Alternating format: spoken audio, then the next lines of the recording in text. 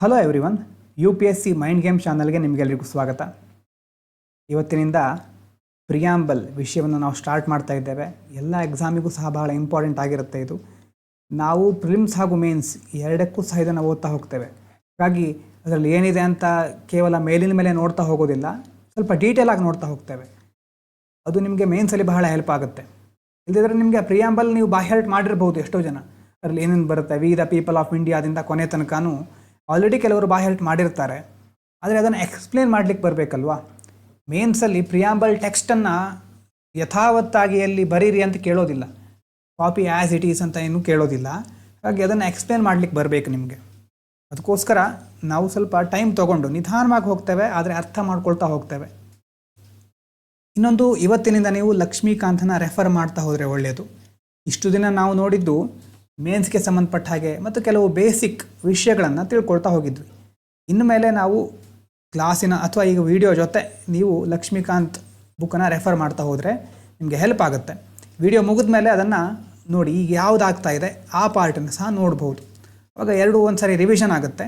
ಮತ್ತು ನಾನು ಮುಖ್ಯವಾಗಿ ಸಂಜೆ 6 ಅಥವಾ 6:30 ಇಷ್ಟೊತ್ತು ಸಮಯಕ್ಕೆ ನಾನು ಡೈಲಿ ಟೆಸ್ಟ್ಗಳನ್ನು ಅಪ್ಲೋಡ್ ಮಾಡ್ತಾ ಹೋಗ್ತೇನೆ. ಇಲ್ಲಿ ಪ್ರಿಲಿಮ್ಸ್ ಫೋಕಸ್ ಇರುತ್ತೆ. ಸಂಜೆ ಆಗುವಂಥ ಡೈಲಿ ಟೆಸ್ಟಲ್ಲಿ MCQಗಳಿರುತ್ತೆ.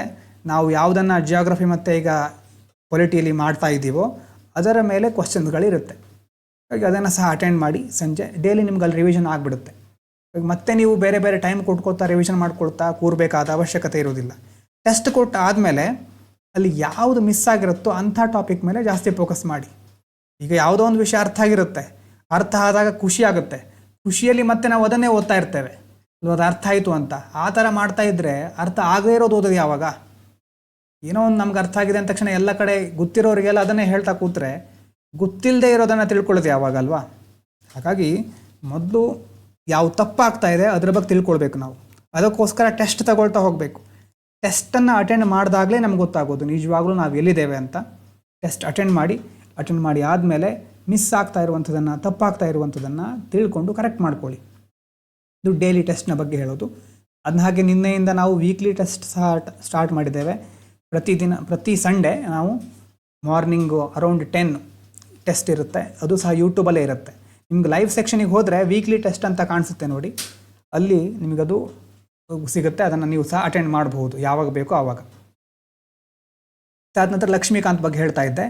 ಲಕ್ಷ್ಮೀಕಾಂತ್ ಬುಕ್ಕಲ್ಲಿ ಸ್ಟಾರ್ಟಿಂಗಲ್ಲಿ ಕೆಲವು ಚಾಪ್ಟರ್ಸ್ಗಳಿದೆ. ಈಗ ಅಲ್ಲಿ ರೆಗ್ಯುಲೇಟಿಂಗ್ ಆ್ಯಕ್ಟ್ಗಳು ಮತ್ತು ಬ್ರಿಟಿಷರು ಬಂದಾಗಿಂದ ಏನೇನು ಆ್ಯಕ್ಟ್ ಮಾಡಿದರು, ಮತ್ತು 1909, 1935 ಆ್ಯಕ್ಟು, ಈ ಥರ ಆ್ಯಕ್ಟ್ಗಳು ಬರುತ್ತೆ.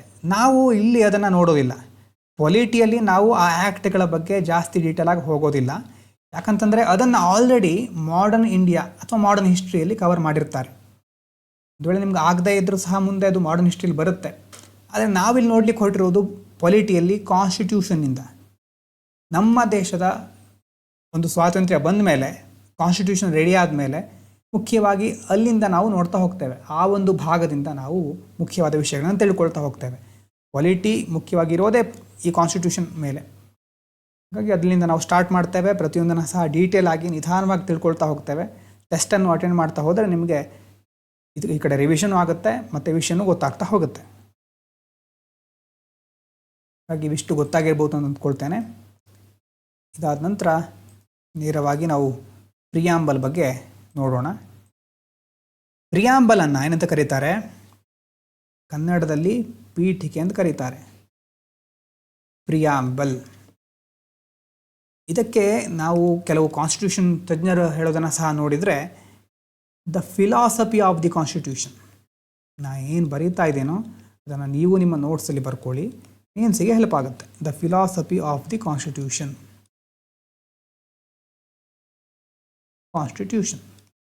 ಏನು ಫಿಲಾಸಫಿ ಅಂತಂದರೆ,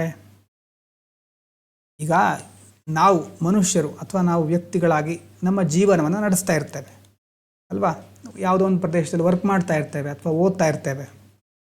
ಆದರೆ ನಾವು ಹೇಗೆ ನಮ್ಮ ಜೀವನವನ್ನು ನಡೆಸಬೇಕು, how you want to live your life, ನಿಮ್ಮ ಲೈಫನ್ನು ನೀವು ಹೇಗೆ ಬದುಕಬೇಕು, ಆನ್ ಹೂಸ್ ಟರ್ಮ್ಸ್, ಯಾವ ಒಂದು ತತ್ವಗಳ ಆಧಾರದ ಮೇಲೆ ನೀವು ನಿಮ್ಮ ಬದುಕನ್ನು ನಡೆಸ್ತೀರಿ, ಅಂತಹ ತತ್ವ ಆದರ್ಶಗಳಿಗೆ ನಾವು ಸಿಂಪಲ್ ಆಗಿ ಫಿಲಾಸಫಿ ಅಂತ ಕರಿಬಹುದು.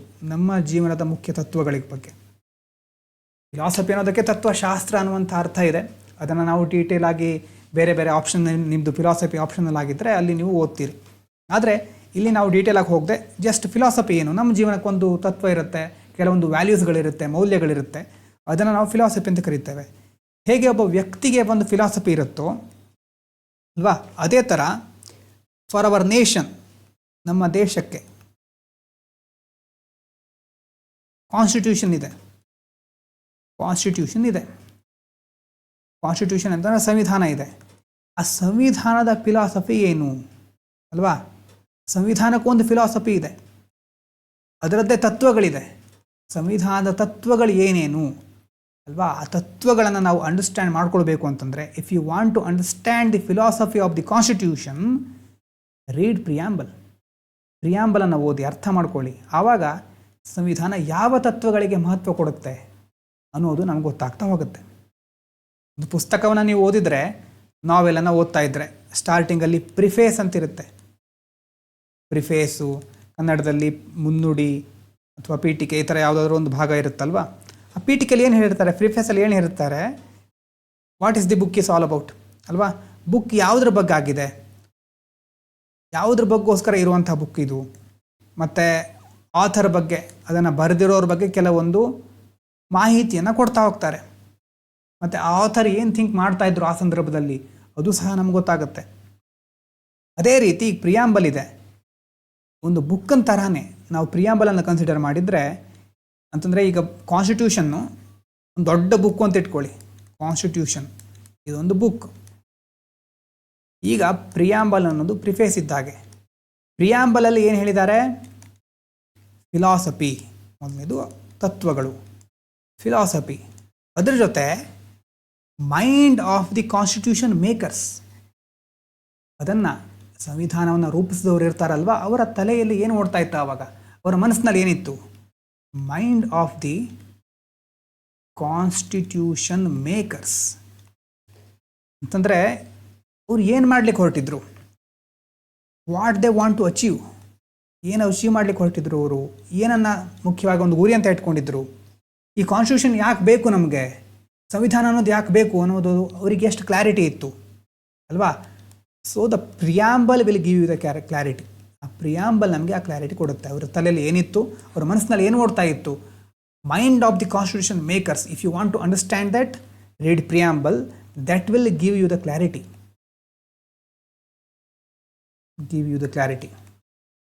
ಆ ಥರ ನಿಮಗೆ ಆ ಒಂದು ಸ್ಪಷ್ಟತೆ ಅನ್ನೋದು ಕೊಡ್ತಾ ಹೋಗುತ್ತೆ. ಸುಪ್ರೀಂ ಕೋರ್ಟ್ ಏನು ಹೇಳುತ್ತೆ ಅಂತಂದರೆ ಪ್ರಿಯಾಂಬಲ್ ಬಗ್ಗೆ, supreme court the preamble contains, ಏನಿರುತ್ತೆ ಅದರಲ್ಲಿ, contains in a nutshell its ideals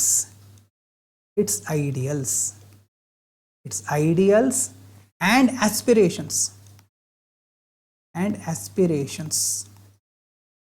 supreme court ಹೇಳಿದ್ದು ಯಾವಾಗ ಗೊತ್ತಾ,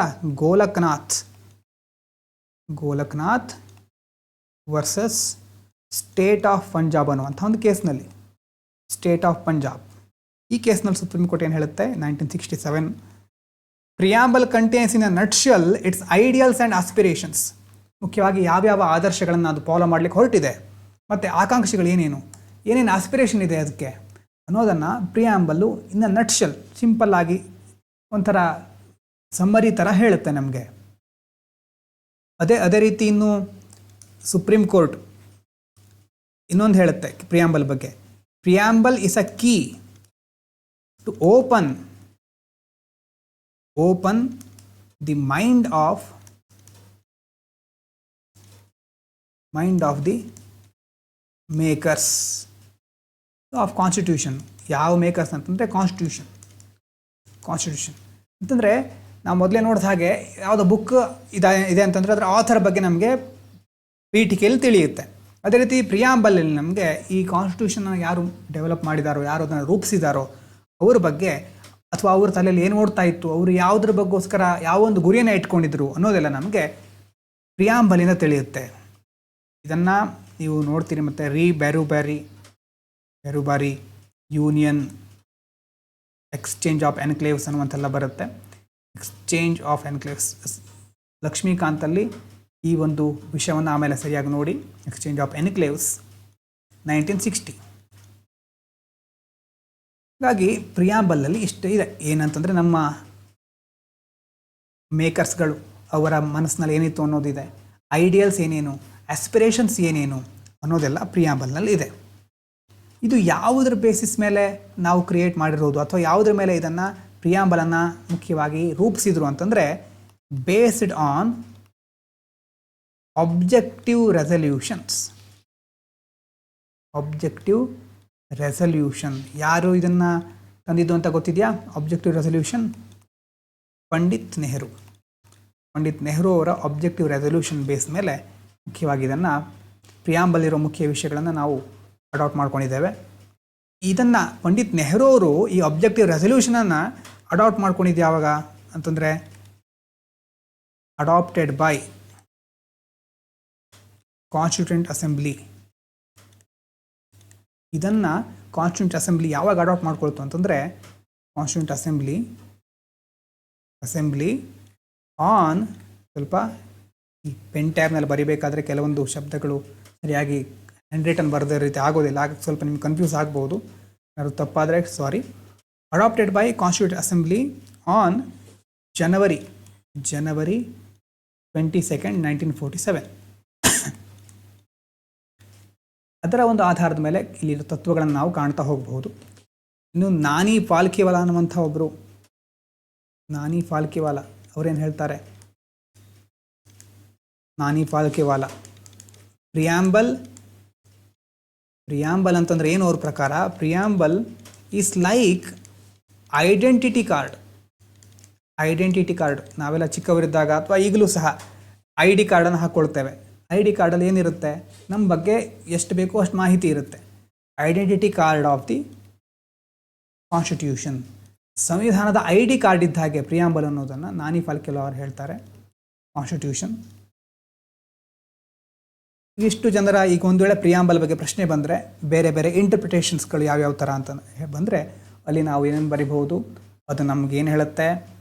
ಮುಖ್ಯವಾಗಿ ಫಿಲಾಸಫಿ, ನಮ್ಮ ಸರ್ಕಾರದ ಅಥವಾ ನಮ್ಮ ಸಂವಿಧಾನದ ಫಿಲಾಸಫಿ ಏನು ಅಂತ ಪ್ರಿಯಾಂಬಲ್ ಹೇಳುತ್ತೆ. ಅದಾದ ನಂತರ ಅದರ ಮೇಕರ್ಸ್ ಮೈಂಡ್ನಲ್ಲಿ ಏನಿರುತ್ತೆ, mind of the constitution makers ಬಗ್ಗೆ ಹೇಳುತ್ತೆ.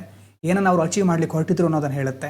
ಅದಾದ ನಂತರ ಸುಪ್ರೀಂ ಕೋರ್ಟ್ ಏನು ಹೇಳುತ್ತೆ? Preamble contains in nutshell its ideals and aspirations ಮತ್ತು key to open the mind of the makers. Pandit Jawaharlal Nehru ಅವರು ಹೊಂದಿದಂತಹ ಆಬ್ಜೆಕ್ಟಿವ್ ರೆಸಲ್ಯೂಷನ್ ಮೇಲೆ ಬೇಸ್ ಆಗಿರೋದು ಇದು, ಆ ಬೇಸಿಸ್ ಮೇಲೆ ರೂಪುಗೊಂಡಿರೋದು. ಅದಾದ ನಂತರ ನಾನಿ ಫಾಲ್ಕೆವಾಲಾ ಅವರು ಏನು ಹೇಳ್ತಾರೆ? Preamble is like identity card of the constitution. ಇದು ಮೇನ್ಸಿಗೆ ಹೆಲ್ಪ್ ಆಗುತ್ತೆ ನಿಮಗೆ. ಅಲ್ಲಿ ಪ್ರಿಯಾಂಬಲ್ ಬಗ್ಗೆ ಅಥವಾ ಯಾವುದೇ ಸಂದರ್ಭದಲ್ಲಾದರೂ ನೀವು ಎಸ್ಸೆಗಳಲ್ಲಿ ಬೇರೆ ಕಡೆ ಯೂಸ್ ಮಾಡ್ಕೊಳ್ಬಹುದು. ಇನ್ನು ಪ್ರಿಯಾಂಬಲನ್ನು ನೀವು ಓದಿದ್ದೀರಾ? ಮೊದಲು ನೋಡಿದ್ದೀರಾ? ಪ್ರಿಯಾಂಬಲ್ ಏನಿದೆ? ಪ್ರಿಯಾಂಬಲ್ನಲ್ಲಿ ಒಂದು ಸಾರಿ ಓದ್ತೇನೆ ನೋಡಿ. The constitution of India preamble. We the people of India, having solemnly resolved to constitute India into sovereign, socialist, secular, democratic republic, and to secure to all its citizens justice, social, economic, political, liberty of thought, expression, belief, faith and worship, equality of status and of opportunity, and to promote among them all fraternity, assuring the dignity of the individual and the unity and integrity of the nation. In our Constituent Assembly, this 26th day of November 1949, do hereby adopt, enact, and give to ourselves this Constitution. This is the main text. ಮುಖ್ಯವಾದ text ಇದು, ಪ್ರಿಯಾಂಬಲ್ನ ಅಂಶಗಳು. ಕೆಳಗಡೆ ನೋಡಿ 1 ಅಂತ ಹಾಕಿದ್ದಾರೆ. 1 ಅಂತಂದರೆ ಮೇಲ್ಗಡೆ ಎಲ್ಲಿ 1 ಅಂತ ಇದೆ? 1 ಇಲ್ಲಿ 1 ಇದೆ. 1ಗೆ ಸಂಬಂಧಪಟ್ಟಾಗ ಏನು ಕೊಟ್ಟಿದ್ದಾರೆ? By constitution 42nd amendment act ಅಲ್ಲಿ ಸಾವರಿನ್ ಡೆಮೋಕ್ರೆಟಿಕ್ ರಿಪಬ್ಲಿಕ್ ಇತ್ತು. ಅಲ್ಲಿ ನಾವು ಏನು ಆ್ಯಡ್ ಮಾಡಿದ್ದೇವೆ? ಸೋಷಿಯಲಿಸ್ಟ್. ಅದಾದಮೇಲೆ next next unity and integrity ಅಲ್ವಾ, ನಿಮ್ಗೆ ಗೊತ್ತಿರಬಹುದು ಕೆಲವರಿಗೆ, ಕೆಲವರು ಮುಂದೆ ನಾವು ನೋಡ್ತೇವೆ, ಡಿಸ್ಕಸ್ ಮಾಡ್ತೇವೆ. ಅಲ್ಲಿ 42nd amendment act 1976 unity of the nation, ಅದನ್ನು ಸಹ ಮುಖ್ಯವಾಗಿ ನಾವು ಇಂಟಿಗ್ರಿಟಿ ಆ್ಯಡ್ ಮಾಡಿರ್ತೇವೆ. ಇದು 2 ಟರ್ಮನ್ನು ಆಮೇಲೆ ಆ್ಯಡ್ ಮಾಡಿದ್ದು. ಸ್ಟಾರ್ಟಿಂಗಲ್ಲಿ ಈ ಸೋಷಲಿಸ್ಟು ಇದು ಇರಲಿಲ್ಲ, ಆಮೇಲೆ ಅದು ಆ್ಯಡ್ ಆಗುತ್ತೆ.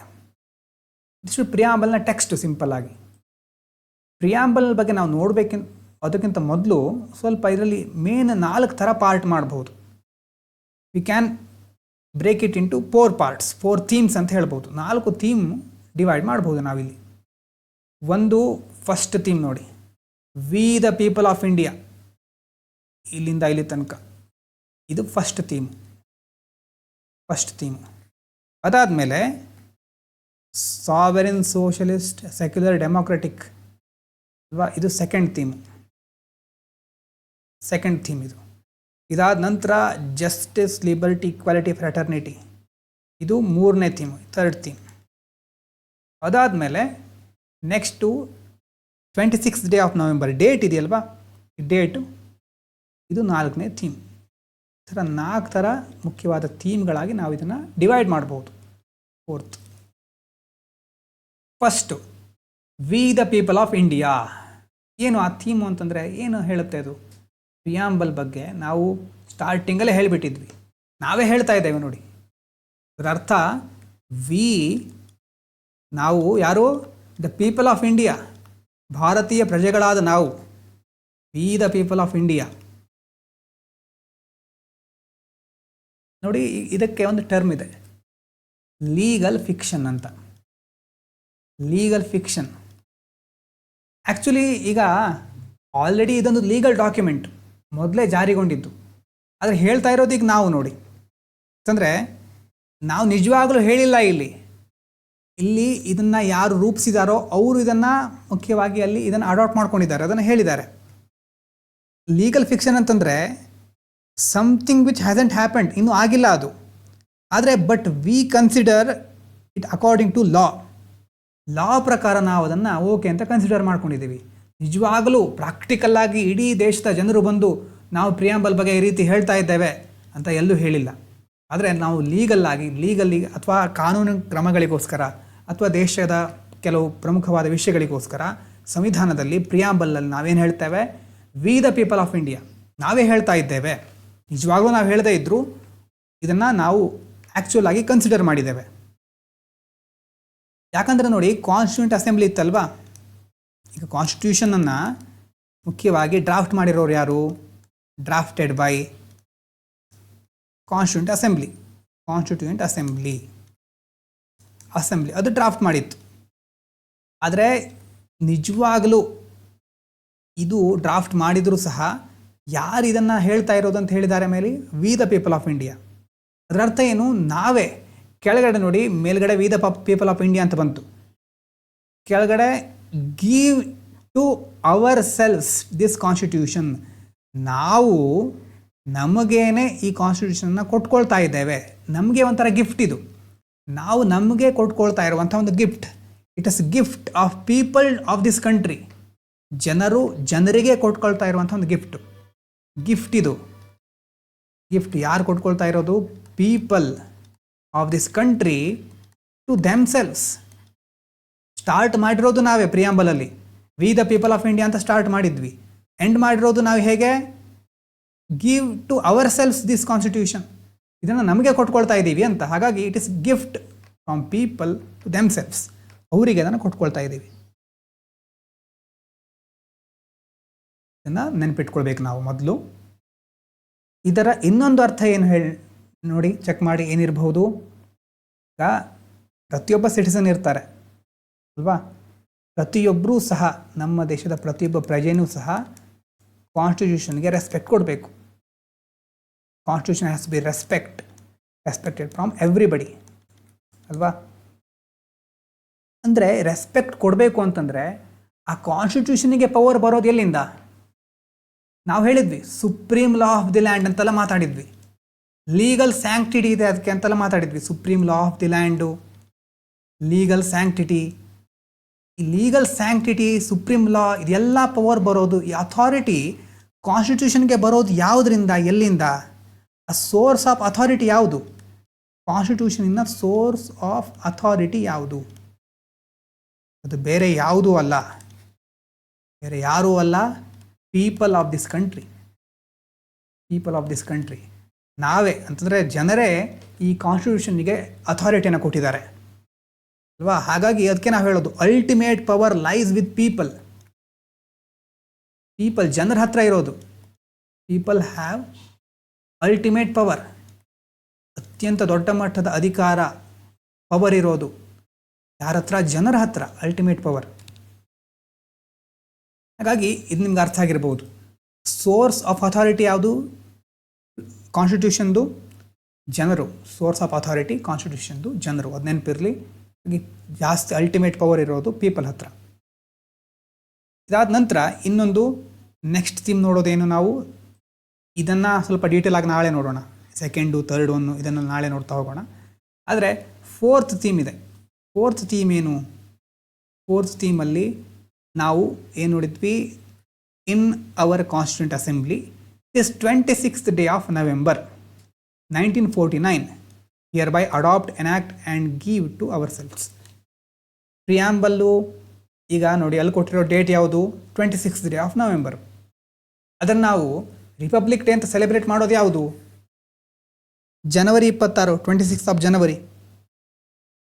ಈಗ ಕಾನ್ಸ್ಟಿಟ್ಯೂಟ್ ಅಲ್ಲಿ ಕೊಟ್ಟಿರೋ ಪ್ರಕಾರ ಕಾನ್ಸ್ಟಿಟ್ಯೂಷನ್ ಇದೆಯಲ್ವಾ, ಅದು ರೆಡಿ ಆಗಿರೋದು ಯಾವಾಗ?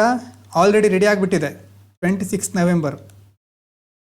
ಇದಕ್ಕೋಸ್ಕರ ನಾವೇನು ಹೇಳ್ತೇವೆ? 1949ಗೆ ಕಾನ್ಸ್ಟಿಟ್ಯೂಷನ್ ರೆಡಿ ಆಯಿತು. ಅಲ್ಲಿ ಹೇಳಿದರು ಅವರು ರೆಡಿ ಆಗಿದೆ. ಆ ದಿನವನ್ನು ಏನಂತ ಕನ್ಸಿಡರ್ ಮಾಡ್ತೇವೆ ನಾವು? ಕಾನ್ಸ್ಟಿಟ್ಯೂಷನ್ ಡೇ ಅಂತ ಸೆಲೆಬ್ರೇಟ್ ಮಾಡ್ತೇವೆ. ಕಾನ್ಸ್ಟಿಟ್ಯೂಷನ್ ಡೇ ಅಂತ ಸೆಲೆಬ್ರೇಟ್ ಮಾಡ್ತೇವೆ. Constitution day. ಅದೇ ಎನ್ಯಾಕ್ಟ್ ಮಾಡ್ಕೊಂಡಿರೋದು, ರೆಡಿಯಾಗಿರೋದು ಇವತ್ತಾದರೆ ಅಂತಂದರೆ 26th November ಆದರೆ, ಅದನ್ನು ಎನ್ಯಾಕ್ಟ್ ಮಾಡ್ಕೊಂಡಿರೋದು ಯಾವಾಗ? ಇಂಪ್ಲಿಮೆಂಟ್ ಮಾಡೋದು ಯಾವಾಗ ಮಾಡಿರೋದು? 26th January 1950. ಆವಾಗ ಅದನ್ನು ಇಂಪ್ಲಿಮೆಂಟ್ ಮಾಡ್ಕೊಂಡ್ವಿ. ಆವತ್ತಿನ ದಿನವನ್ನು ಏನಂತ ಕರಿತೇವೆ ನಾವು? Republic day. ರಿಪಬ್ಲಿಕ್ ಡೇ ಅಂತ ಕರಿತೇವೆ. ಅಂದರೆ ಇಲ್ಲಿ ರೆಡಿ ಆಯಿತು ಅದು, ಆದರೆ ಇಂಪ್ಲಿಮೆಂಟ್ ಆಗಿರೋದು ಕೆಳಗೆ. ಎನ್ಯಾಕ್ಟ್ ಆಗಿರೋದು 26th January 1950ಗೆ. ಯಾಕೆ ಹೀಗೆ ಮಾಡಿದರು? ಇಲ್ಲೇ ಮಾಡ್ಬೋದಿತ್ತಲ್ಲ, ರಿಪಬ್ಲಿಕ್ ಡೇಯನ್ನು ಆವತ್ತೇ ಮಾಡ್ಬೋದಿತ್ತಲ್ವಾ? ಈ ಒಂದು 26th January ತನಕ ಯಾಕೆ ಕಾದರು ಅಂತ ಕೇಳಿದ್ರೆ ಅದಕ್ಕೆ ಉತ್ತರ, ಅದಕ್ಕೆ ಪಂಡಿತ್ ಜವಾಹರ್ಲಾಲ್ ನೆಹರು ಅವರು ಒಂದು ರಿಕ್ವೆಸ್ಟ್ ಮಾಡ್ಕೊಳ್ತಾರೆ. ಅಂದರೆ ಆವತ್ತು ಮಾಡೋಣ ರಿಪಬ್ಲಿಕ್ ಡೇಯನ್ನು, ಆ ದಿನವನ್ನು ನಾವು ನೆನಪಿಟ್ಕೊಳ್ಬೇಕು. 26th January ಅನ್ನುವಂಥ ದಿನವನ್ನು ನಾವು ಸೆಲೆಬ್ರೇಟ್ ಮಾಡಬೇಕು, ಅದನ್ನು ನೆನಪಿಟ್ಕೊಳ್ಬೇಕು ಅಂತ ಅವರ ಆಸೆ ಆಗಿತ್ತು. ಯಾಕೆ ಹಾಗೆ ಅವರು ಆಸೆ ಪಟ್ಟಿದ್ರು? ಮಾಡರ್ನ್ ಹಿಸ್ಟ್ರಿ ನೀವು ಈಗಾಗಲೇ ಓದಿದರೆ ನಿಮ್ಗೆ ಗೊತ್ತಿರುತ್ತೆ. INC, ಇಂಡಿಯನ್ ನ್ಯಾಷನಲ್ ಕಾಂಗ್ರೆಸ್ಸು, ಮತ್ತು ಅದಾದಮೇಲೆ ಬೇರೆ ಬೇರೆ ಅದರಲ್ಲಿ ವಿಂಗ್ಗಳು ಬರುತ್ತೆ. ನೆಹರು, ಬೋಸ್ ಇವರೆಲ್ಲ ಲೆಫ್ಟ್ ವಿಂಗಿಗೆ ಸೇರಿರ್ತಾರೆ ಅಲ್ವಾ? ಅದರ ಲೆಫ್ಟ್ ವಿಂಗ್ ಸೇರಾದಮೇಲೆ 1929 ಡಿಸೆಂಬರ್ ಟೈಮ್ನಲ್ಲಿ, 1929 ಡಿಸೆಂಬರ್ನಲ್ಲಿ INC, ಇಂಡಿಯನ್ ನ್ಯಾಷನಲ್ ಕಾಂಗ್ರೆಸ್ಸಿನ ಸೆಷನ್ ಆಗುತ್ತೆ. ಆವಾಗ ಅವರು 26th January ಇಂಡಿಪೆಂಡೆನ್ಸ್ ಡೇ ಅಂತ ಸೆಲೆಬ್ರೇಟ್ ಮಾಡ್ತಾರೆ. ಇಂಡಿಪೆಂಡೆನ್ಸ್ ಡೇ ಥರ ಸೆಲೆಬ್ರೇಟ್ ಮಾಡಬೇಕು ನಾವು ಅಂತ ಕನ್ಸಿಡರ್ ಮಾಡ್ತಾರೆ. ಆವಾಗ ಅವರು ಅಂತಂದರೆ ನಮಗೆ ಏನು ಬೇಕು? ಫುಲ್ ಫ್ರೀಡಮ್ ಬೇಕು, ಕಂಪ್ಲೀಟ್ ಫ್ರೀಡಮ್, ಕಂಪ್ಲೀಟ್ ಇಂಡಿಪೆಂಡೆನ್ಸ್ ಬೇಕು. ಹಾಗಾಗಿ ನಾವು ಅದನ್ನು ಪಡ್ಕೊಳ್ತೇವೆ. ಕಂಪ್ಲೀಟ್ ಇಂಡಿಪೆಂಡೆನ್ಸೇ ನಮ್ಮ ಗುರಿ. ಅದಕ್ಕೋಸ್ಕರ ನಾವು 26th January complete independence day ಅಂತ ನಾವು ಸ್ಟಾರ್ಟ್ ಮಾಡ್ತೇವೆ ಅಂತ ಅವ್ರು ಆವಾಗ ಸ್ಟಾರ್ಟ್ ಮಾಡಿದರು. ಫಸ್ಟ್ ಟೈಮು ಈ ವರ್ಷ ಅವರು ಡಿಸೈಡ್ ಮಾಡಿದ್ರಲ್ವಾ, 1930 January 26ಗೆ ಅದು ಫಸ್ಟ್ ಟೈಮು ಆ ಡೇಟು ಸೆಲೆಬ್ರೇಟ್ ಮಾಡ್ತಾರೆ ಅವರು. ನೆಹರು ಆ ಡೇಟಿಗೆ ಮುಖ್ಯವಾಗಿ ಇಂಡಿಪೆಂಡೆನ್ಸ್ ಡೇ ಅಂತ ಸೆಲೆಬ್ರೇಟ್ ಮಾಡೋಣ ಅಂತ ಕನ್ಸಿಡರ್ ಮಾಡ್ತಾರೆ. ಆವತ್ತಿದ್ದಂಥ ಆ ಒಂದು ಡೇಟ್ನ ಬಗ್ಗಿದ್ದಂಥ ಒಂದು ಪ್ರೀತಿ ಅಥವಾ ಅದರ ಬಗ್ಗೆ ಇರುವಂಥ ಒಂದು ಆ ಮಹತ್ವಾಕಾಂಕ್ಷೆಯಿಂದ ಆ ಡೇಟನ್ನು ನಾವು ಬಿಟ್ಕೊಡ್ಬಾರ್ದು. ಆವತ್ತೇ ನಾವು ತೀರ್ಮಾನ ಮಾಡಿದ್ವಿ ಇಂಡಿಪೆಂಡೆಂಟ್ ನಮ್ಗೆ ಬೇಕು, ಕಂಪ್ಲೀಟ್ ಇಂಡಿಪೆಂಡೆನ್ಸ್ ಬೇಕು ಅಂತ. ಹಾಗಾಗಿ ಅದನ್ನು ನಾವು ಮರಿಬಾರ್ದು ಅಂತ ಅಂದ್ಕೊಂಡು ಆ ಡೇಟನ್ನು ಮುಖ್ಯವಾಗಿ ನಾವು ರಿಪಬ್ಲಿಕ್ ಡೇ ಥರ ಮುಂದೆ ಸೆಲೆಬ್ರೇಟ್ ಮಾಡೋಣ ಅಂತ ನೆಕ್ಸ್ಟ್ ಡಿಸೈಡ್ ಮಾಡ್ತಾರೆ. ಅವರ ರಿಕ್ವೆಸ್ಟ್ ಆಧಾರದ ಮೇಲೆ 26 ಜನವರಿಯನ್ನು ರಿಪಬ್ಲಿಕ್ ಡೇ ಅಂತ ನಾವು ಆಚರಿಸ್ತಾ ಹೋಗ್ತೇವೆ. 26 ಜನವರಿ. ಆದರೆ ಇಲ್ಲಿ ನೋಡಿ, ಎನ್ಯಾಕ್ಟ್ ಮಾಡಿರೋದು 26 ಜನವರಿ ಅಂತ ನಾವು ಇಲ್ಲಿ ಹೇಳ್ಕೊಂಡ್ವಿ, ಇಂಪ್ಲಿಮೆಂಟ್ ಮಾಡಿರೋದು ಅಂತ. ಆದರೆ ಇಲ್ಲಿ 26 ನವೆಂಬರ್ಗೂ ಕೆಳಗಡೆ ಇದೆ. ಅಡಾಪ್ಟ್ ಜೊತೆ ಎನ್ಯಾಕ್ಟ್ ಸಹ ಇದೆ. ಅಡಾಪ್ಟ್ ಮಾಡ್ಕೊಂಡಿದ್ದು ಹೌದು, ಅಡಾಪ್ಟ್ ಮಾಡ್ಕೊಂಡಿದ್ದು 26 ನವೆಂಬರಿಗೆ ಹೌದು. ಆದರೆ ಸ್ವಲ್ಪ ಹೊತ್ತಿನ ನೋಡೋ ಪ್ರಕಾರ ಎನ್ಯಾಕ್ಟ್ ಆಗಿದ್ದು 26 ಜನವರಿ ಅಂತ ನೋಡಿದ್ವಿ. ಆದರೆ ಇಲ್ಲಿ ಆಲ್ರೆಡಿ ಇದೆಯಲ್ವಾ ಎನ್ಯಾಕ್ಟ್ ಆಗಿದೆ ಅಂತ ಅದ್ರ ಬಗ್ಗೆ ನೋಡೋದಾದರೆ ಕೆಲವೊಂದು ಪ್ರೊವಿಷನ್ಗಳು, ಈಗ ಸಿಟಿಜನ್ಶಿಪ್ಗೆ ಸಂಬಂಧಪಟ್ಟಂಥ ಕೆಲವು ಪ್ರೊವಿಷನ್ಗಳಿದೆ. ಅಂಥ ಪ್ರೊವಿಷನ್ಗಳನ್ನು ಸಮ್ ಪ್ರೊವಿಷನ್ಸ್ ಎನ್ಯಾಕ್ಟೆಡ್, ಕೆಲವೊಂದನ್ನು ಎನ್ಯಾಕ್ಟ್ ಮಾಡ್ಕೊಳ್ತಾರೆ. Enacted on 26th November itself. ಹಾಗಾಗಿ ಅದನ್ನು ಸಹ ನಾವು ಕನ್ಸಿಡರ್ ಮಾಡಬೇಕಾಗತ್ತೆ. ಎಲ್ಲ ಪ್ರೊವಿಷನ್ನು 26 ಜನವರಿಗೆ ಅಡಾಪ್ಟ್ ಅಥವಾ ಎನ್ಯಾಕ್ಟ್ ಆಗಿಲ್ಲ. ನಾವು ಮೊದಲೇ ಕೆಲವುದನ್ನು ಎನ್ಯಾಕ್ಟ್ ಮಾಡ್ಕೊಂಡಿದ್ದೀವಿ. ರಿಲೇಟೆಡ್ ಟು ಸಿಟಿಜನ್ಶಿಪ್ ಅಂತ ನಾವು ಬರಿಬಹುದು. Related to citizenship. ಹಾಗಾಗಿ ಇಷ್ಟನ್ನು ನಾವು ನೆನಪಿಟ್ಕೊಳ್ಬೇಕು. 2 ಥೀಮ್ ಆಯಿತು. We the people of India ಅಂತಂದರೆ ಸೋರ್ಸ್ ಆಫ್ ಅಥಾರಿಟಿ ಯಾವುದು ಕಾನ್ಸ್ಟಿಟ್ಯೂಷನ್ಗೆ? ಪೀಪಲ್, ಜನರೇ ಈ ಒಂದು ಅಥಾರಿಟಿ ಕೊಟ್ಟಿರೋರು. ಅದಾನಂತರ 26 ನವೆಂಬರು ಅಂತಂದರೆ ನೆಹರು ಅವರ ಒಂದು ರಿಕ್ವೆಸ್ಟ್ ಮೇರೆಗೆ, ಆಮೇಲೆ ಅದು 26 ನವೆಂಬರ್ ಇರೋದು ಜನವರಿ 26ಗೆ ಮುಂದೆ ಹೋಗುತ್ತೆ. ಇನ್ನು ಮುಖ್ಯವಾಗಿ ಥೀಮ್ ಬರೋದು ಈ ಜಸ್ಟಿಸ್, ಲಿಬರ್ಟಿ, ಈಕ್ವಾಲಿಟಿ, ಫ್ರೆಟರ್ನಿಟಿ, ಮತ್ತು ಮೇಲುಗಡೆ sovereign, social, secular, democratic, republic. ನಾಳೆ ಅದನ್ನು ಕಂಟಿನ್ಯೂ ಮಾಡೋಣ. ಆದರೆ ಒಂದು ಹಿಂಟ್ ಕೊಟ್ಟಿರ್ತೇನೆ ನೋಡಿ. Sovereign, social, secular, democratic, republic. ಸಾಧಾರಣವಾಗಿ ಒಬ್ಬ ವ್ಯಕ್ತಿ ಬಗ್ಗೆ ಬರಿಬೇಕಾದ್ರೆ ಕೈಂಡು, ನೈಸು ಮತ್ತು ಗುಡ್ ಹಾರ್ಟ್, ಈ ಥರ ಒಳ್ಳೊಳ್ಳೆ ಅಂಶಗಳನ್ನ ಬರಿತಾ ಹೋಗ್ತೀರಿ. ಬರಿಬೇಕಾದ್ರೆ ನೋಡಿ, ಕೈಂಡ್ ಅಂತ ಬರೆದು ಕಾಮ ಕೊಡ್ತೀರಿ. ನೆಕ್ಸ್ಟು ಶಬ್ದ ಬರಿಬೇಕಾದ್ರೆ ಕೈಂಡ್, ನೈಸ್ ಮತ್ತು ಗುಡ್, ಈ ಥರ ಒಳ್ಳೊಳ್ಳೆ ಗುಣಗಳ ಬಗ್ಗೆ ಬರಿತಾ ಹೋಗ್ತೀರಿ. ಆದರೆ ಇಲ್ಲಿ ಸರಿಯಾಗಿ ನೋಡ್ಕೊಳ್ಳಿ, ಪ್ರಿಯಾಂಬಲ್ನಲ್ಲಿ ಸಾವೆರಿನ್, ಸೋಷಲಿಸ್ಟ್, ಸೆಕ್ಯುಲಾರ್, ಡೆಮೋಕ್ರೆಟಿಕ್, ರಿಪಬ್ಲಿಕ್ ಕಾಮ ಕೊಡಲಿಲ್ಲ ಅವರು. ಕಾಮ ಇಲ್ಲ ಅಲ್ಲಿ ಅಂತಂದರೆ ಅಲ್ಪ ವಿರಾಮ ಇಲ್ಲ ಅಲ್ಲಿ. ಅದರ ಅರ್ಥ ಏನಿರಬಹುದು? ಅದನ್ನು ಮುಂದಿನ ವಿಡಿಯೋದಲ್ಲಿ ನಾವು ಡಿಸ್ಕಸ್ ಮಾಡೋಣ. ವಿಡಿಯೋ ಅರ್ಥ ಆಗ್ತಾ ಇದ್ದರೆ ಲೈಕ್ ಮಾಡಿ, ಶೇರ್ ಮಾಡಿ, ಕಮೆಂಟ್ ಮಾಡಿ. ಸಬ್ಸ್ಕ್ರೈಬ್ ಆಗಿಲ್ಲದೆ ಸಬ್ಸ್ಕ್ರೈಬ್ ಮಾಡಿ. Thank you so much. Stay healthy, stay fantastic.